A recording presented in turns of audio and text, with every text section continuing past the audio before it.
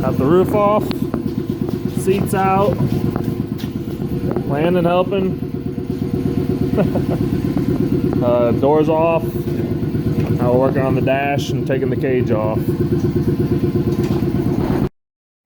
Got the cage off, getting ready to cut these off,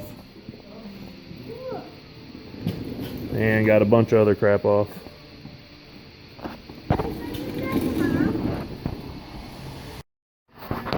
Alright, we got them all cut off. And we got the plugs made, but we have to have them turned down because the inside of these is bigger because of the smaller wall.